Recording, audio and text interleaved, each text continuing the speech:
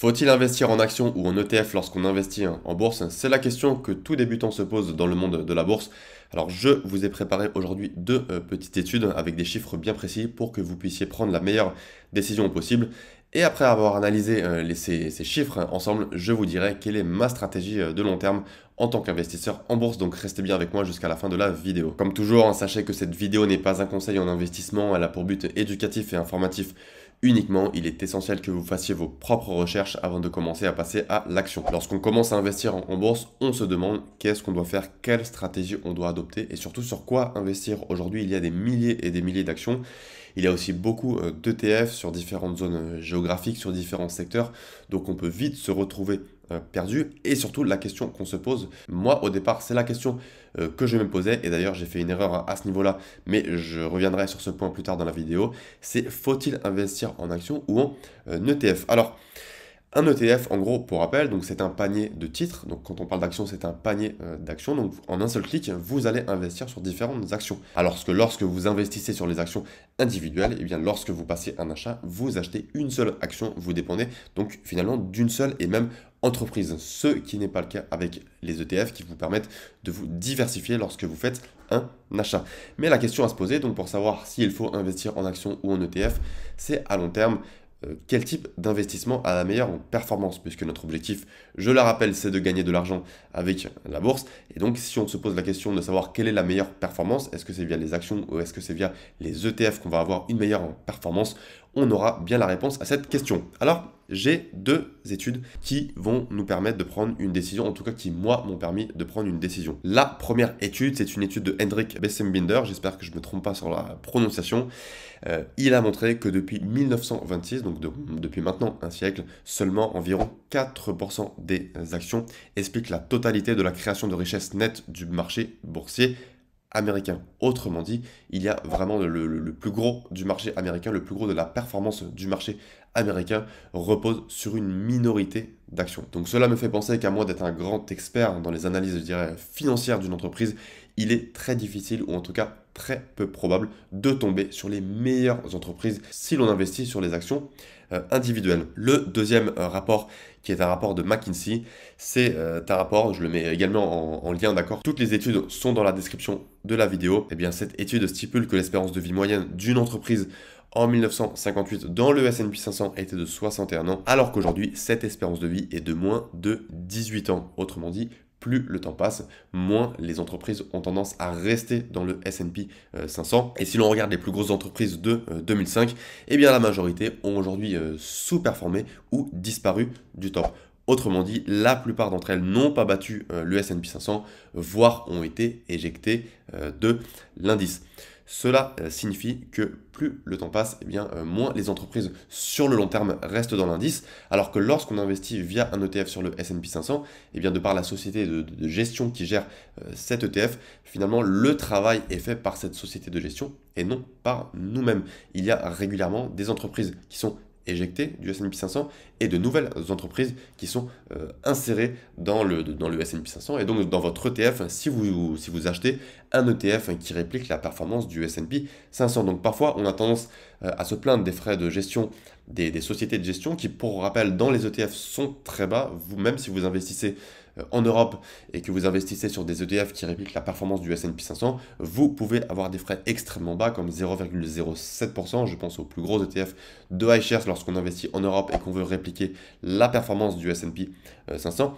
Mais ces petits frais de gestion, ça nous permet bien d'éviter tout ce travail, de faire une sélection des entreprises, d'enlever les entreprises qui ne respectent plus certains critères ou qui ne sont plus intéressantes en termes de performance et de ne pas devoir chercher les nouvelles pépites, les nouvelles entreprises qui vont respecter les critères qui nous intéressent le plus.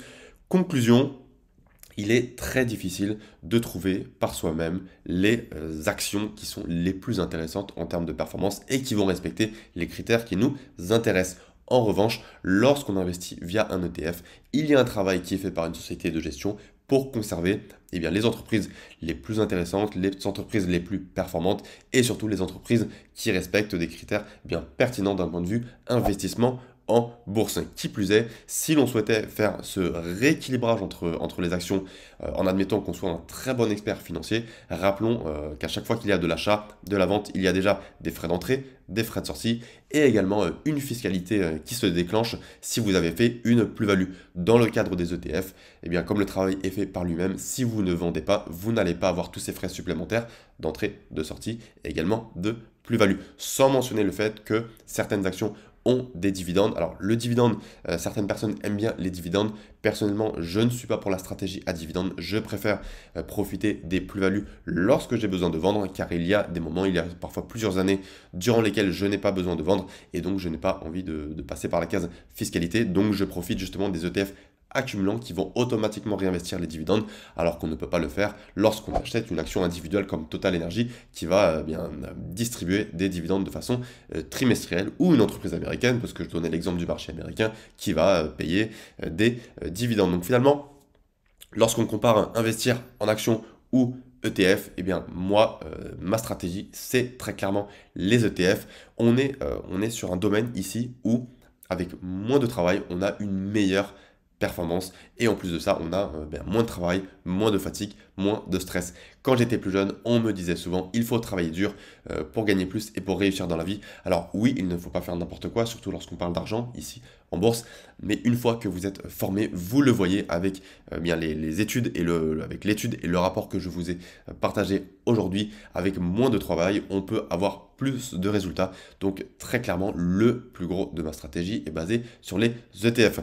Est-il pour autant interdire d'investir en actions? La réponse est non, surtout si vous arrivez à un certain niveau de patrimoine, vous pouvez, ou en tout cas moi c'est mon cas, j'ai une petite partie de mon patrimoine qui est consacrée à des actions individuelles, qui sont des entreprises que j'apprécie ou en tout cas que j'admire, mais ça reste toujours une petite partie de mes investissements. Le plus gros est centré sur les ETF afin d'être diversifié et de passer le moins de temps possible sur mes investissements et de consacrer mon temps et mon énergie à d'autres projets comme mes projets professionnels ou ma vie privée. Voilà donc pour cette vidéo qui compare l'investissement en actions et l'investissement dans les ETF.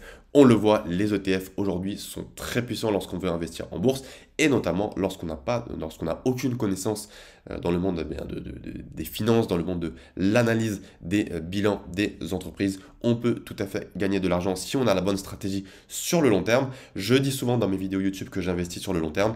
Ici, vous l'avez vu, je parle d'entreprises sur plusieurs décennies. Donc je ne parle pas d'un investissement sur un mois, sur 3 mois, sur 6 mois. Moi, je ne fais jamais de trading. Certaines entreprises, oui, peuvent surperformer l'indice sur 6 mois, 1 an, mais sur le long terme, la très grande majorité des entreprises ne surperforment pas l'indice. C'est la raison pour laquelle lorsqu'on est investi sur le long terme, avec un horizon d'investissement de plus de 10 ans, voire de 20 ans, ce qui est mon cas, je privilégie toujours les ETF. Voilà pour cette vidéo. N'hésitez pas à me dire en commentaire si vous préférez investir en actions ou dans les ETF. Vous pouvez aussi vous abonner à la chaîne si vous souhaitez recevoir plus de conseils sur les investissements et je vous dis à très bientôt. Salut!